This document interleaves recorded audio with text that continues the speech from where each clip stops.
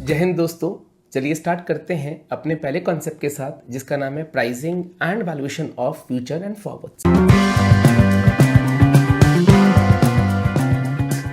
तो मेरा कॉन्सेप्ट क्या है? Pricing and valuation of futures and forward. बच्चे का पहला सवाल, क्या फ्यूचर एंड फॉरवर्ड में कोई फर्क है? Answer is no. सिर्फ एक है, that future is sell on the exchanges. Forward क्या होता है? एक ओटीसी कॉन्ट्रैक्ट है। सो अगर आपको रिलायंस का फ्यूचर बाय करना है तो ये एक्सचेंज के ऊपर होगा, एनएससी बीएससी के ऊपर होगा, कोई काउंटर पार्टी रिस्क नहीं है। लेकिन अगर आपको पोटैटोज बाय करने हैं तो या प्रॉपर्टी बाय करनी है तो आपको प्रॉपर्टी डीलर ढूंढना पड़ेगा, ये ओवर द काउंटर होगा। नाउ कीमतें कैसे निकालेंगे? सो सवाल बड़ा सिंपल है। मान के चलते हैं आज एक स्टॉक मार्केट में चल रहा है 100 रुपए का। आप चाहते हो उसको बाय करना आफ्टर 1 ईयर, और इकोनॉमी में रिस्क फ्री रेट है, अभी के लिए एज्यूम कर लेते हैं 7%।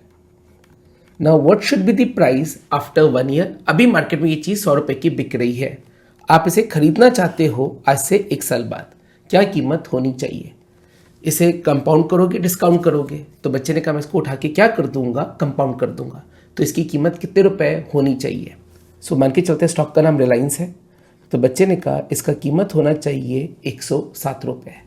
अब what is your future price? So your future price is 107। इसका मतलब है मैं रिलायंस का स्टॉक आज से 1 साल बाद खरीदूंगा। कितने रुपए की कीमत पे? 107 रुपए की कीमत पे। जब भी डेरिवेटिव्स की प्राइस को निकाला जाएगा, किस रेट से कंपाउंड करा जाएगा? Always with the risk free rate से। तो हमारी इकोनॉमी का रिस्क फ्री रेट कितना है? हम अज्यूम कर लेते हैं 7%। नाउ बच्चे ने कहा नहीं सर, आप एक कोई रियल एग्जांपल लेके दिखाओ। ये तो हो गया ABC। चलिए अब एक रियल एग्जांपल भी लेके चलते हैं। नाउ मार्केट में रिलायंस का स्टॉक आज चल कितने रुपए का रहा है? आज मार्केट में रिलायंस का स्टॉक चल रहा है 1367 का। सही है। हमारी कंट्री का रिस्क फ्री रेट क्या है? Yield on 10 year government bond. So आज इकोनॉमी में यील्ड कितना है? That is going to be 7.01%। अब डेरिवेटिव मार्केट में एक्सपायरी कब की होती है इंडिया में? सो हमारी कंट्री में एक्सपायरी होती है last Tuesday of the month in case of stocks. अब मार्केट में बिग कौन कौन से फ्यूचर रहे हैं? अब आप ध्यान से देखिए, आज डेट 25 मई है, मार्केट में बिक रहा है 26 मई का, कल यानी ट्यूसडे है। फिर एक फ्यूचर बिक रहा है 30 जून का, ये भी आप देखना ट्यूसडे पड़ेगा। और एक फ्यूचर बिक रहा है 28 जुलाई का, ये भी कौन सी डेट पड़ेगी? ये भी ट्यूसडे पड़ेगा। कौन सा डे होगा? ट्यूसडे होगा। हम ये वाला नहीं निकालते, ये तो कल ही आने वाला है। हम इसकी प्राइस निकालते हैं। ये मार्केट में बिक कितने का रहा है? 1376। ये मार्केट ने निकाला कैसे? ये कीमत कैसे आ रही है? हमें ये निकालना है। तो एक्सपायरी कब की है? अब शेयर को कब बाय करना चाहते हो? अब शेयर को बाय करना चाहते हो 30 जून को। दैट मीन्स एक्सपायरी में कितने दिन हैं? एक्सपायरी में अभी 36 डेज पड़े हैं। आपको रिलायंस की कीमत यहां पे निकालनी है। 1367 से ज़्यादा, 1367 से कम। तो बच्चे ने कहा हम कंपाउंड करेंगे। आंसर क्या होना चाहिए? 1367 से ज़्यादा होना चाहिए। सो हमने कीमत निकाली। What is future value? Present value is 1367। What is your risk free rate? 07021। Expiry में कितने दिन बचे हैं? 36 डेज बचे हैं। 36 डेज से कंपाउंड कर दीजिए। 36 डिवाइड बाय 365। अब अगर ये मैं कैलकुलेटर पे परफॉर्म करूं, I request all of you to please perform the calculator as well. ये आंसर आपका कितना आएगा?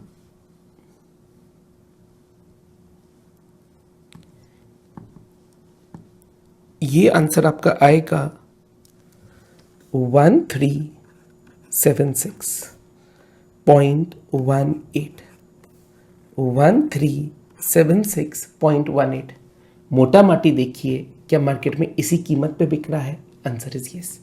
मोटा माटी देखिए क्या इसी कीमत पे बिक रहा है, आंसर इज यस। अब इसका मतलब क्या है, मैं अगर आप इसको बाय करते हो, इसका मतलब है मैं रिलायंस को बाय करूंगा 30 जून को किस कीमत पे, 1376। आप क्या चाहते हो, मार्केट में कीमतें बढ़ जाएं गिर जाएं? आप चाहते हो मार्केट में कीमतें क्या हो जाए, बढ़ जाए। जितना बढ़ेगा वो आपका क्या हो जाएगा, वो आपका गेन हो जाएगा। सो फ्यूचर प्राइस निकालने का बड़ा ही सिंपल फॉर्मूला है बेटा। How to calculate future price, this is going to be present price 1 plus RF raise to the power T। और क्योंकि फ्यूचर प्राइस हमेशा प्रेजेंट वैल्यू या स्पॉट से ज़्यादा होगी, तो इस मार्केट को क्या कहते हैं, इस मार्केट को कहते हैं कॉन्टेंगो मार्केट। अब एक बच्चे का बड़ा अच्छा सवाल आया, सर क्या फ्यूचर प्राइस हमेशा स्पॉट से ज़्यादा होगी? मे और मे नॉट बी, ऐसा ज़रूरी नहीं है। एक एग्जाम्पल और लेते हैं, देखते हैं HDFC कितने का बिक रहा है मार्केट में आज। HDFC आज मार्केट में बिक रहा है 786 का, और देखते हैं इसका फ्यूचर कितने का बिक रहा है। So what is the price of HDFC? 786। और बड़े ध्यान से देखिए 30 जून की एक्सपायरी का फ्यूचर बिक रहा है 781 का, मतलब सस्ता बिक रहा है। इसको क्या बोलते हैं, बैकवर्डेशन। अब आपका काउंटर आएगा कि सर ये सस्ता क्यों बिक रहा है। सो मैंने कहा बेटा भी चल कितने का रहा है, टाइमलाइन बनाएंगे। सो टाइम 0, आज मार्केट में रेट है HDFC बैंक का 786.85। एक्सपायरी है आज से 36 डेज के बाद, आपको प्राइस निकालना है। अब काउंटर ये आ रहा है कि ये 781 का क्यों बिक रहा है, मार्केट में सस्ता क्यों बिक रहा है, अभी निकालेंगे। लेकिन if future price less than spot price, इसको क्या बोलते हैं, इसको बोलते हैं backwardation. Now counter, why it is happening, ये स्टॉक्स के केस में इसलिए हो सकता है कि HDFC बैंक यहाँ पे क्या कर रहा हो, आपको डिविडेंड दे रहा हो। सो मान के चलते हैं यहाँ पे डिविडेंड आना है 25 दिन बाद 15 रुपए का या 10 रुपए का डिविडेंड आना है। ये डिविडेंड आपको नहीं मिलेगा, और जिस दिन ये डिविडेंड दिया जाएगा शेयर 10 रुपए गिर जाएगा। What is the price today? ये प्राइस इंक्लूसिव ऑफ डिविडेंड है। कंपनी 25 दिन के बाद डिविडेंड देगी जो आपको नहीं मिलेगा, तो क्या आप इस डिविडेंड को माइनस करोगे? Answer is yes. Point to be noted, why this price is inclusive of dividend 10 रुपी। ये डिविडेंड कंपनी कब देने वाली है? 25 दिन बाद देने वाली है। ऐसा ज्यूम कर लेते हैं 10 रुपए का डिविडेंड। जब ये 10 रुपए मुझे मिलेंगे नहीं, तो इसको मैं कीमत से क्या कर दूंगा, जिस दिन ये डिविडेंड असली में दिया जाएगा HDFC बैंक 10 रुपए गिरेगा, और क्योंकि मुझे मिलने वाला नहीं है मैं इसे अपनी कीमत में भी इंक्लूड नहीं करूंगा। So that means we have to revise the formula. ये आप L1 में पढ़ के आए हो। अब मेरा रिवाइज फॉर्मूला क्या है, future value is equal to present value minus PV of dividend, PV of benefit जो मुझे नहीं मिलने। अब मैं उठा के क्या कर दूंगा, अब मैं उठा के कंपाउंड कर दूंगा। ये मेरा फाइनल फॉर्मूला बनेगा। अब देखते हैं क्या HDFC बैंक के केस में कोई डिविडेंड आने वाला है। अभी की कीमत कितनी है, अभी की कीमत है 786.85। देन आपको कीमत निकालनी है 36 डेज की। इकोनॉमी में रिस्क फ्री रेट कितना है, 7.01%। अब देखते हैं क्या कोई डिविडेंड आने वाला है। और बेटा ये प्रैक्टिकली आप सीखिए, ठीक है, knowingly I am not taking ABC example. So go to Moneycontrol, और यहाँ पे आप जाएंगे बेटा टू कॉर्पोरेट एक्शंस। अब इन कॉर्पोरेट एक्शंस में you will go to dividends. So क्या कंपनी कोई डिविडेंड देने वाली है? 19 जून को कंपनी डिविडेंड देगी कितने रुपए का, 13 रुपए का। सो ऑन 19 जून, आज डेट कितनी है, आज की डेट है 25 मई, और कंपनी 19 जून को एक डिविडेंड देगी। वो डिविडेंड कितने रुपए का है, वो डिविडेंड है 13 रुपए का। इस डिविडेंड की एडजस्टमेंट करेंगे और यहाँ पे क्या कर देंगे, प्राइस को निकाल देंगे। काउंटर इज, क्या ये डिविडेंड आपको मिलने वाला है? आंसर इज नो, ये आपको नहीं मिलेगा। अगर आप नहीं मिलेगा तो आप इसको क्या कर दोगे, माइनस कर दोगे। सो निकालते हैं बेटा, what will be my formula. आज मार्केट में कीमत कितनी, 786.85। ये गिरेगा 13 रुपए से, लेकिन 13 रुपए से गिरेगा आज से कितने दिन बाद? सो बेटा 6 दिन हो गए आपके मई के, और 19 दिन हो गए या 18 दिन हो गए जून के. So this is going to be 24 days. So -13, 1.07021 raise to the power 24 divide by 365, और उठा के क्या कर दीजिए, कंपाउंड कर दीजिए. ये माइनस क्यों करा गया? बच्चे ने कहा क्योंकि ये डिविडेंड मुझे मिलने वाला नहीं है. जब ये डिविडेंड मुझे मिलेगा नहीं तो इसको मैं फ्यूचर में पे भी नहीं करूंगा. सो मैं फ्यूचर में वही प्राइजेस पे करूंगा जो मुझे मिलने वाली है. This dividend I am not going to receive. This price is inclusive of dividend, इसलिए मैं उस डिविडेंड को क्या कर दूंगा, माइनस कर दूंगा. नाउ इफ आई सॉल्व, आप भी मेरे साथ साथ करते रहिए and help me what answer you are getting. ये आंसर मेरा आता है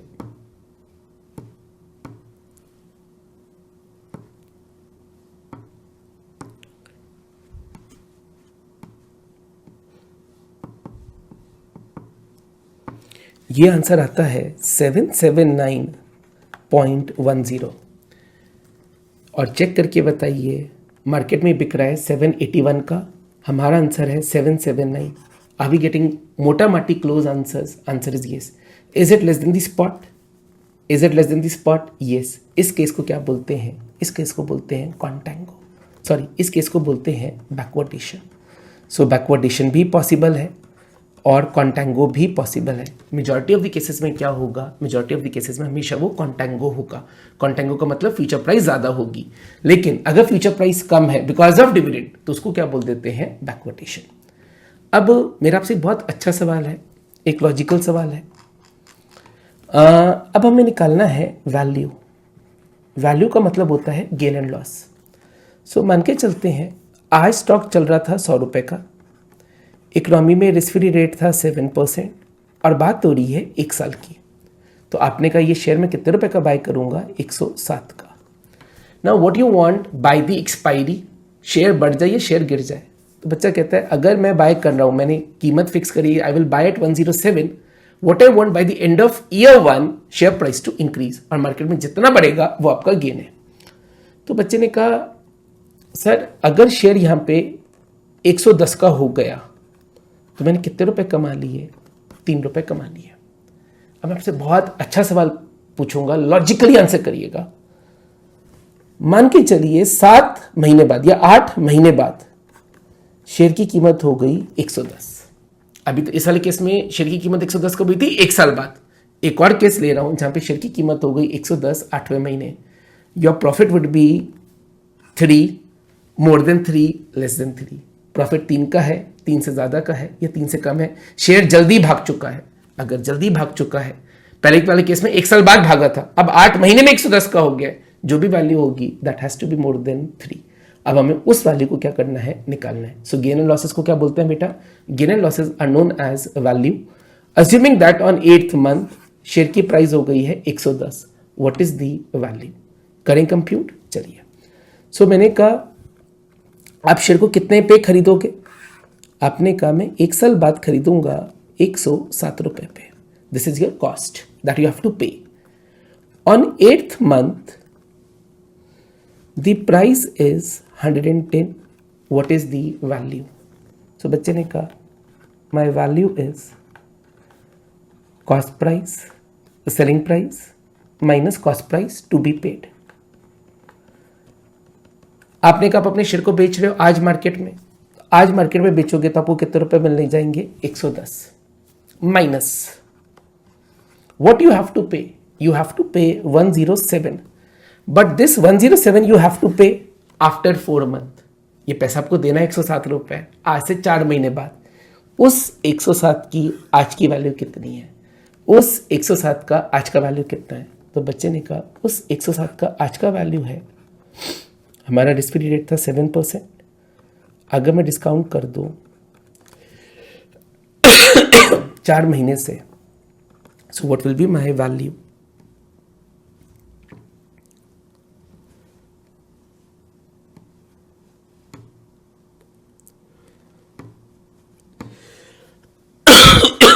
my value would be 5.38।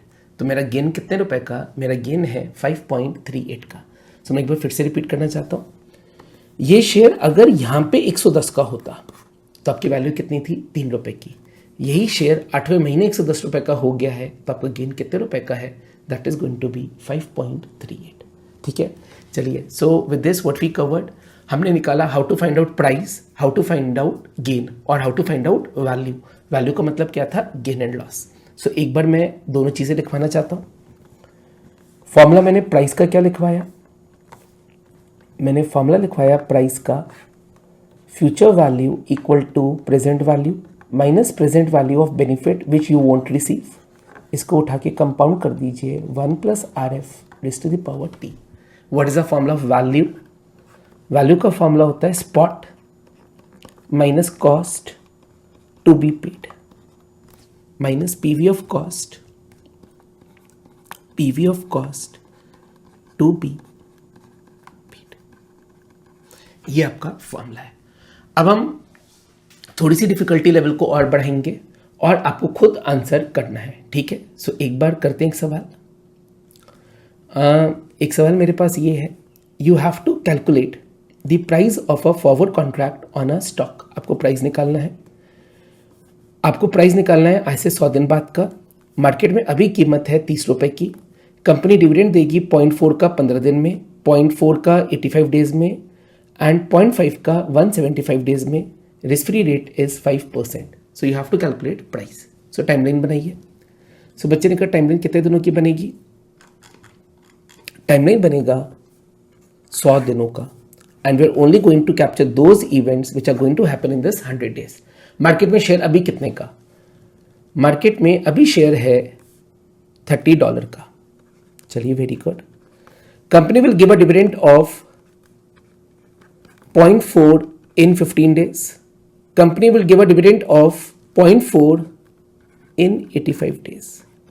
Logically सोचिए, डिविडेंड को ऐड करेंगे, माइनस करेंगे। डिविडेंड आपको नहीं मिलने, डिविडेंड नहीं मिलने तो इनको उठा के माइनस कर देंगे। यहाँ पे आपको प्राइस को निकाल देना है। आपका रिस्क फ्री रेट कितना है, 5%। That means what I am going to avoid, I am going to avoid this particular event. Why I am going to avoid, because ये डिविडेंड तो मुझे ही मिलेगा, 100 दिन बाद मैं मालिक बन जाऊंगा, मुझे ही मिलने वाला है, तो मैं इसको कैप्चर नहीं करूंगा। जो मुझे नहीं मिलना मैं उनको क्या करने वाला हूं, capture. So what will be the price, future price is equal to 30 minus 0.4, risk free rate is 1.05। कितने दिन से डिस्काउंट कर देंगे बेटा, 15 डेज से।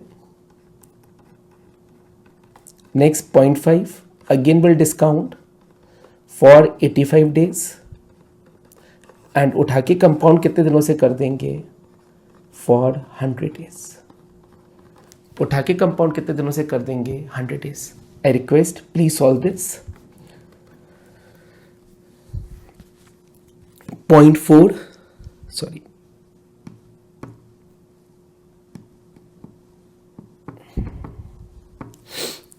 first answer will be 30 minus 0.3991. then next आपका आएगा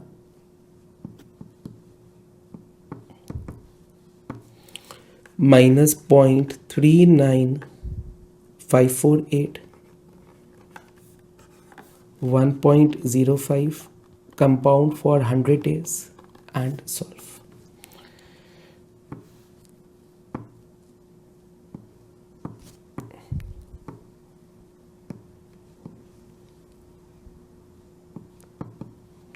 So what will be my answer?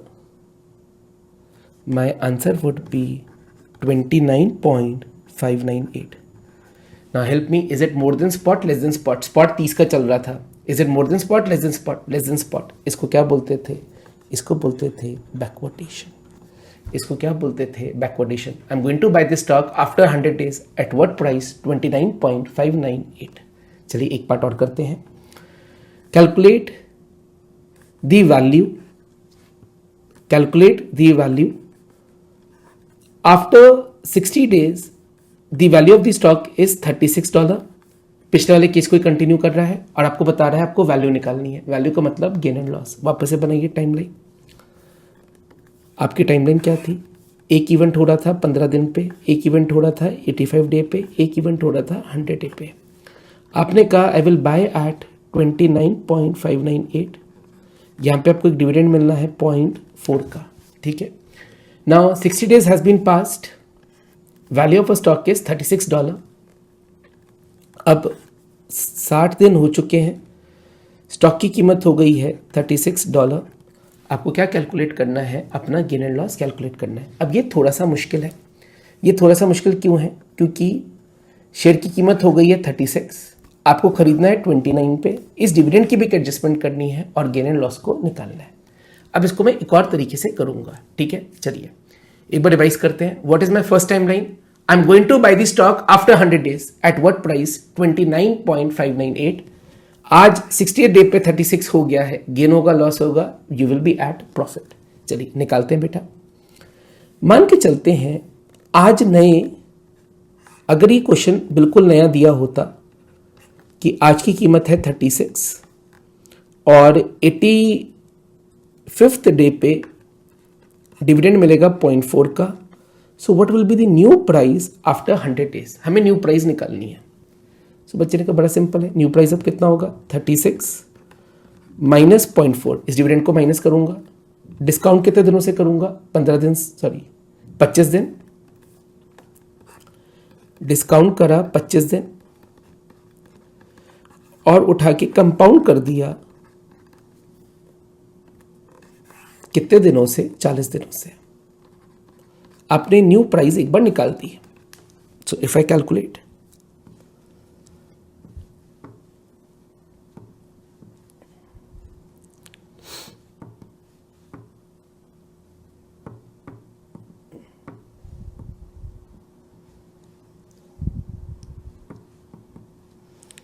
So market में न्यू फ्यूचर कितने रुपए का बिक रहा होगा? 35.792, ये न्यू फ्यूचर का रेट है। आपने कहा मैं शेयर कितने पे बाय करूंगा? आपने कहा मैं शेयर इतने पे बाय करूंगा। अब न्यू 100 डे की जो कीमत आ रही है वो आ रही है 35। आपने कहा मुझे सिर्फ 29 पे करने हैं। आप गेन पे हो लॉस में हो? तो बच्चे ने कहा मैं गेन पे हूं। What is the gain value? What is the gain value? 100 day, what is the gain value? 35.792, ये नई कीमत है। व्हाट यू हैव टू पे? 29.598, 29.598, तो कितने रुपए का गेन है? सो बच्चे ने कहा गेन है 6.194। आपको गेन निकालना है 68 डे पे। अब आपको यहाँ पे आना है, क्या करूँगा? डिस्काउंटिंग करूँगा, कंपाउंडिंग करूँगा, डिस्काउंटिंग करूँगा। कितने दिनों से करूँगा? 40 दिनों से। सो बच्चे ने कहा what is the value at 68th day? 6.194 discount by 5% for 40 days. तो मेरी वैल्यू कितनी है?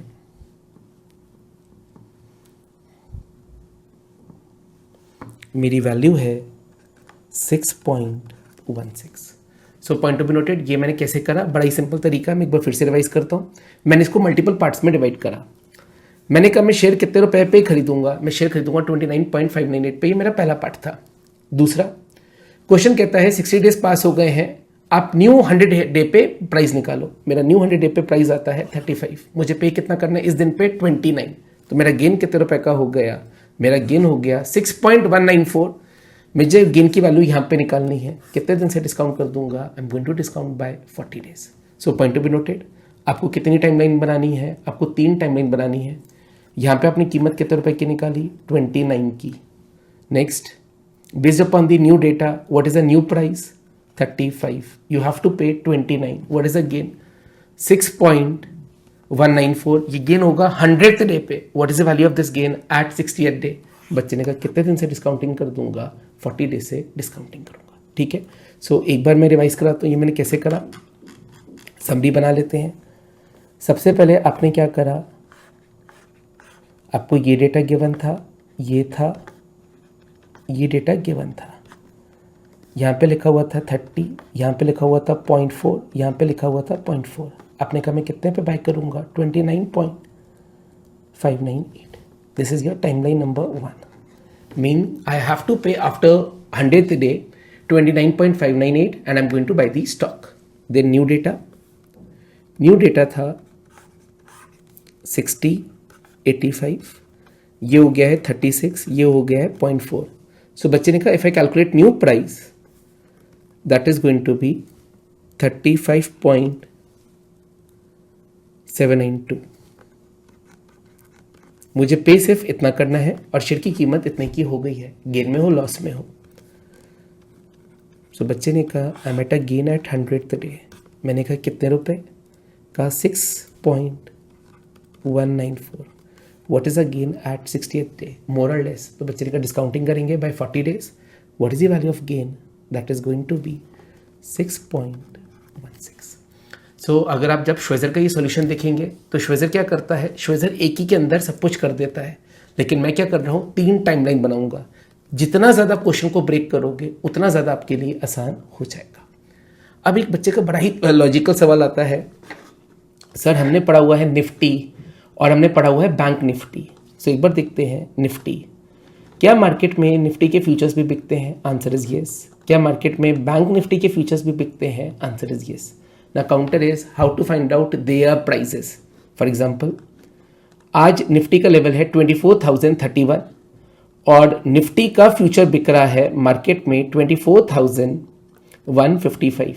सो 24,155 कैसे आया? अगेन ये आया किसकी मदद से होगा? निफ्टी की कीमतों की वजह से ही आया होगा. निकालने का तरीका क्या होगा? थोड़ा सा डिफरेंट होगा. ठीक है, एक बार ये भी कर लेते हैं ना. लिखिएगा एक point. For stocks we use normal compounding formula.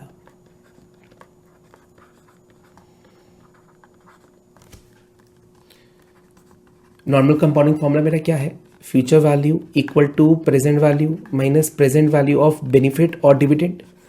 इसको उठा के हम कंपाउंड करेंगे raise to the power T. हम ये नॉर्मल फॉर्मूला यूज करेंगे स्टॉक्स के केस में. However for indexes will use continuous compounding. Now बच्चे ने कहा यहाँ पे कंटिन्यूस कंपाउंडिंग का फॉर्मूला क्यों यूज करेंगे? निफ्टी के अंदर 50 स्टॉक्स हैं और ये 50 कंपनीज डिफरेंट डेट पे डिविडेंड देती होंगी जो मुझे पता नहीं है. स्टॉक के केस में तो एक ही डेट थी, जैसे कि रिलायंस के केस में या HDFC के केस में जो हमने करा 13 रुपए, वहाँ तो एक ही डेट थी. लेकिन स्टॉक्स इंडेक्स के केस में निफ्टी के अंदर 50 स्टॉक्स हैं तो यहाँ पे 50 डिफरेंट डेट्स होंगी. क्या मेरे लिए बड़ा डिफिकल्ट होगा? यस. अब हम यहाँ पे क्या करेंगे? कंटिन्यूस कंपाउंडिंग का यूज करेंगे. Now, what will be the formula? Formula would be future value equal to present value E raised to the power RT. या पढ़ के आए थे अभी तक. इसी तरीके से फ्यूचर वैल्यू निकालते थे लेवल 1 में. लेकिन क्योंकि हमें यहाँ पे डिविडेंड को माइनस करना है तो फॉर्मूले में स्मॉल इम्प्रोवाइजेशन करूंगा. यहाँ पे माइनस करेंगे dividend raised to the power T. So what will be my final formula? Future value is equal to present value E raised to the power R minus D multiply by T. हम इस फॉर्मूले को क्या करेंगे? Use करने वाले हैं. ठीक है. सो एक बार फटाफट से करते हैं, इसके थ्रू आंसर को निकालेंगे. ठीक है, चलिए स्टार्ट करें बेटा.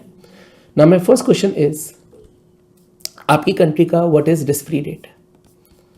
सो बच्चे ने कहा मेरी कंट्री का रिस्क फ्री रेट है. बेटा सब कुछ प्रैक्टिकली करेंगे. ठीक है, फिर हम क्वेश्चंस को भी सॉल्व कर देंगे. सो बच्चे ने कहा हमारी कंट्री का रिस्क फ्री रेट है 7.015% पर एनम कंपाउंडिंग एनुअली. इसका मतलब क्या है? इसका सिंपल मतलब है अगर आज आप गवर्नमेंट बॉन्ड्स में 100 रुपीज़ लगाते हो, 1 साल बाद गवर्नमेंट आपको कितने रुपए दे देती है? इतने रुपए आपको दे देगी. आपने कौन सी कंपाउंडिंग करी? आपने नॉर्मल कंपाउंडिंग, सिंपल कंपाउंडिंग के थ्रू आंसर निकाल दिया. अब इसी को फॉर्मूले में प्लग करते हैं. Future value equal to present value E raised to the power RT. Future value is 107.015. PV is 100. ERT कितना है? 1 साल. अब आपको यही रेट निकालना है यही रेट निकालना है अगर कंपाउंडिंग कैसे हो जाए कंटिन्यूस। ये तो कब है, जब कंपाउंडिंग हो एनुअली। यही रेट निकालना है अगर कंपाउंडिंग कैसे हो जाए कंटिन्यूस। अब ये रेट कैसे निकलेगा? If I simplify this would be 1.07015 E raise to the power R. अब आपको आर निकालना है। लिखिए taking natural log both side, तो ये बन जाएगा नेचुरल लॉग 1.07015, ये बन जाएगा natural log E raise to the power R. ये हमेशा किसके बराबर होता है? ये आर के बराबर है। अभी के लिए याद कर लीजिए। What will be your rate now? इस नंबर को लिखिए और अपने कैलकुलेटर पे प्रेस करिए ln। अब ये आंसर आएगा 6.779% पर एनम। ये हमारी कंट्री का रिस्क फ्री रेट है, ये भी हमारी कंट्री का रिस्क फ्री रेट है। लेकिन अब कंपाउंडिंग कैसे हो रही है? अब कंपाउंडिंग हो रही है कंटिन्यूस कंपाउंडिंग। सो मैंने एनुअल कंपाउंडिंग को सबसे पहले किस में कन्वर्ट करा? Continuous compounding. सो पहला point 7.015% per annum compounding annually is equal to 6.779% per annum compounding continuously. पहले तो आपको आर निकालना है कि हमारा कंटिन्यूस कंपाउंडिंग रेट कितना है। हमारी कंट्री का कंटिन्यूस कंपाउंडिंग रेट है 6.779। नेक्स्ट, अभी निफ्टी का प्राइस कितना है? निफ्टी का लेवल है 24,031.70। एक्सपायरी कितने दिन के बाद है? एक्सपायरी 36 डेज के बाद है। यहाँ पे आपको प्राइस निकालना है। क्या निफ्टी डिविडेंड भी देगा? बिल्कुल देगा। निफ्टी के 50 स्टॉक्स हैं, वो डिविडेंड दे सकते हैं। कितना डिविडेंड देंगे? अब आपको ये देखना है कि निफ्टी की डिविडेंड यील्ड कितनी है। ये हम जाएंगे निफ्टी इंडाइसेस, ये प्रैक्टिकली करिएगा बेटा। ओके, निफ्टी इंडाइसेस, यहाँ पे जाइए इंडाइसेस में, यहाँ पे सिलेक्ट करिए निफ्टी 50 को।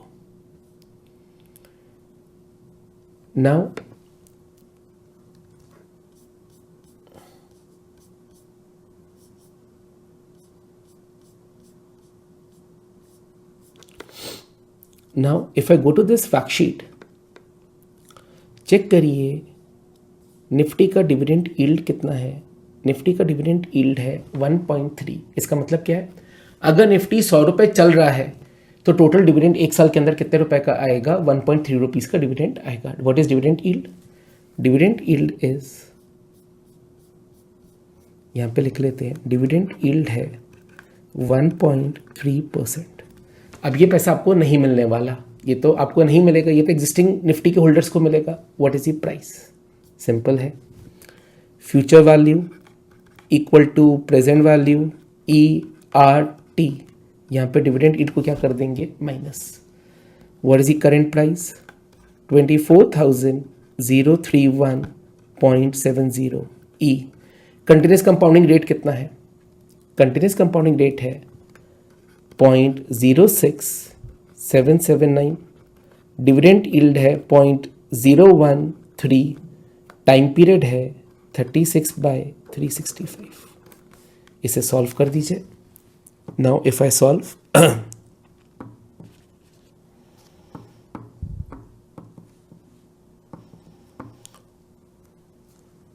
बेटा सबसे पहले ये नंबर लिख देना, जो भी नंबर आएगा, फिर प्रेस करेंगे सेकेंड ln और मल्टीप्लाई कर देंगे 24,031.70।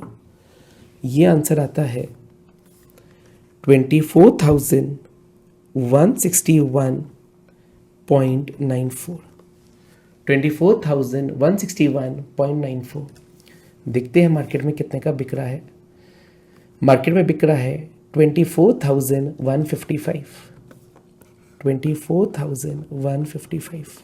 Are we getting the close answer? Answer is yes.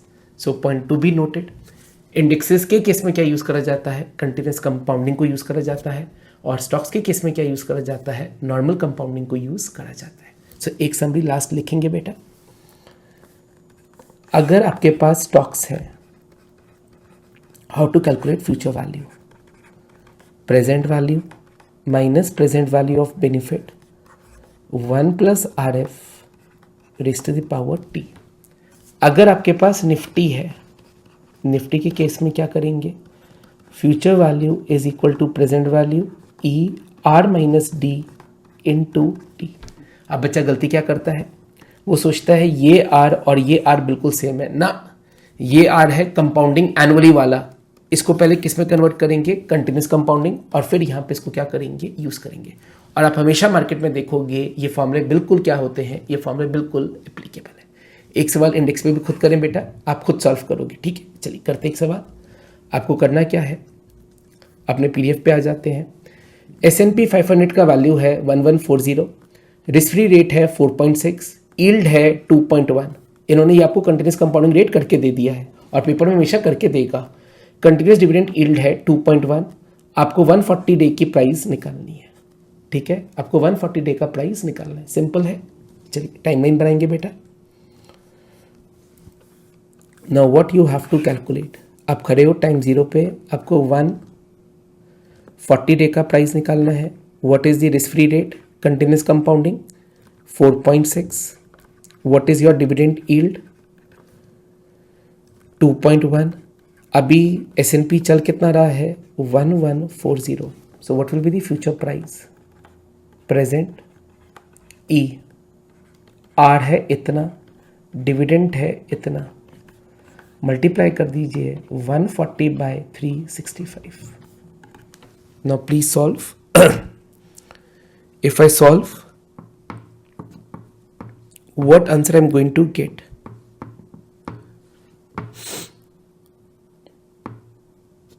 I'm going to get 1150.984। तो मार्केट में कितने रुपए का बिकना चाहिए, 1150.984। नाउ प्लस हमने ये दो बातें करी। It was very easy for me कि मैं सिंपल आपको ये 3 एग्जाम्पल करा देता, ठीक है। But are we going to learn anything out of this 3 example, answer is no. मैंने थोड़ा सा टाइम रैदर वेस्ट करा या आपको चीज़ें समझाने की कोशिश करी। मैंने एक एग्जाम्पल लिया रिलायंस का, आपको बताया क्यों रिलायंस का फ्यूचर प्राइस ज़्यादा है। दूसरा एग्जाम्पल मैंने लिया HDFC बैंक का, मैंने प्रूव करा क्यों HDFC बैंक का फ्यूचर प्राइस कम है, क्योंकि कंपनी 13 रुपये का डिविडेंड देने वाली है। और फिर मैंने आपको प्रैक्टिकली प्रूव करा कि हम निफ्टी का प्राइस कैसे निकालते हैं with the help of continuous compounding. So मेरी रिक्वेस्ट क्या है आप बच्चों से, हम सिर्फ पेपर को पास होने के लिए नहीं पढ़ेंगे, ठीक है। हमें चीज़ें क्या करनी है, हमें चीज़ें प्रैक्टिकली सीखनी है। आज ध्यान से देखिए, मैं एक सॉफ्टवेयर यूज़ कर रहा हूँ that is going to be sensible. ये फ्री ऑफ कॉस्ट सॉफ्टवेयर है, ठीक है। आप भी जाइए इन सॉफ्टवेयर्स को यूज़ करिए। I don't have any tie up with these companies, okay, ऐसा कुछ नहीं है। मैं बस आपको क्या चाहता हूँ कि आप चीज़ें कैसे करिए, प्रैक्टिकली करिए। अगर यही मैंने फॉर्मूले के थ्रू करा दिया होता और आपको लिखवा के बंद कर दिया होता, 15 मिनट की वीडियो थी, ठीक है, लेकिन are we getting anything out of it, answer is no. जैसे कि ये एग्जांपल था, S&P 500 1140 है, डिविडेंड यील्ड 2.1 है, 4.6 रिस्क फ्री रेट है। अब ये तो जो दिया हुआ है हमने वो अज्यूम कर लिया, लेकिन हमने आज प्रैक्टिकली सीखा कि कैसे हम पर एनम रेट को कन्वर्ट करते हैं कंटिन्यूस रेट पे, निफ्टी का लेवल कितना है, निफ्टी की डिविडेंड यील्ड कितनी है। तो प्लीज़ इन चीज़ों को एक बार क्या करिएगा, प्रैक्टिकली भी प्रैक्टिस करिएगा, ठीक है। सो हमने इस पार्ट में क्या कवर करा, हमने इस पार्ट में कवर करा how to find price, how to find value of stocks and indexes, ठीक है। पिछले पार्ट में मैंने क्या कवर कराया था बेटा, पिछले पार्ट में मैंने आपको कवर कराया था simple what is the meaning of derivatives. Now before proceeding to the next part, मैं थर्ड पार्ट में क्या पढ़ाऊंगा, मैं थर्ड पार्ट में आपको पढ़ाऊंगा फॉरवर्ड रेट एग्रीमेंट्स के बारे में, FRA के बारे में, वो क्या होते हैं हम देखेंगे। लेकिन आगे जाने से पहले आपका व्हाट इज योर ऑब्जेक्टिव, जितना अभी तक मैंने क्लास में कराया विजुअलाइजर को टच नहीं करना, जितना मैंने अभी क्लास में कराया है एक बार देख लीजिए क्या सब कुछ समझ में आ रहा है। मेरा पहला पार्ट, मेरा दूसरा पार्ट और ये सिर्फ 3 सवाल, ठीक है। मैं जैसे जैसे डायरेक्शंस दे रहा हूँ आप सिर्फ उतना उतना करते जाइए। एक बार अपने आंसर्स को मेरे आंसर्स के साथ वेरीफाई करिए और देखिए क्या ये आंसर्स आ रहे हैं, क्या आपको कैलकुलेशन समझ आ रही है। Till the time you are comfortable with that, we are on the right page, okay. Once ये चैप्टर ओवर होगा, जब मैं पूरा करा दूंगा, फिर मैं आपको बोलूंगा कि आपको श्वेजर का ये पार्ट पढ़ लेना है, ठीक है। चलिए बेटा, ठीक है बेटा, अब इस वीडियो को एंड करते हैं और लगातार सीखते रहिए और आगे बढ़ते रहिए। एंड मैं एक बात और बोल दूं, आप बच्चों का लेवल 2 का पेपर जो आएगा वो होता है बेटा 900 मार्क्स का, तो इसके आगे हम लिख देते हैं 2900। ठीक है, 2 का कोई सिग्निफिकेंस नहीं होता। पास होने के लिए आपको चाहिए होते हैं 600। ठीक है, तो इंस्टीट्यूट कहते हैं चाहिए 2600, यहाँ पे 2 का कोई सिग्निफिकेंस नहीं है। ओके, सो पेपर 900 नंबर का है, आपको चाहिए 600 नंबर। हम बोलते हैं 2900 में से आपको चाहिए 2600। मैं आपको 2600 के लिए नहीं पढ़ा रहा। ठीक है, मेरी जीत कब होगी, मेरा नाम कब होगा, या मैं कब प्राउड फील करूंगा, जब जिस दिन रिजल्ट आएगा and there will be students जो ये लिखेंगे कि भैया हमारा कितना नंबर है, हमारा 2875 है। तो मैं आपको 2600 के लिए नहीं पढ़ा रहा, मैं आपको कितने के लिए पढ़ा रहा हूँ, 2875 के लिए। क्या ये बहुत मुश्किल है स्कोर लाना? Answer is yes, but with the collective efforts of आपके और मेरे, क्या ये नंबर अचीवेबल है? बिल्कुल अचीवेबल है। ठीक है, so we are not targeting 2600. What we are targeting, that is going to be 2875, and I will be really proud जिस दिन आप ये नंबर लेके आओगे। क्या पास में स्टूडेंट्स ने नंबर अचीव करा है? डेफिनेटली करा है। ठीक है, और किसी ने करा है या नहीं करा है, दैट इज वो मेरा कंसर्न नहीं है। आप ये करोगे, मेरे लिए करोगे, अपने लिए करोगे, अपने पेरेंट्स के लिए करोगे। ठीक है, सो इसी वीडियो को एंड करते हैं and with a disclaimer, third part पे मूव करने से पहले पहले 2 पार्ट को क्या कर लोगे, रिवाइज करोगे। ठीक है बेटा, चलिए, थैंक यू।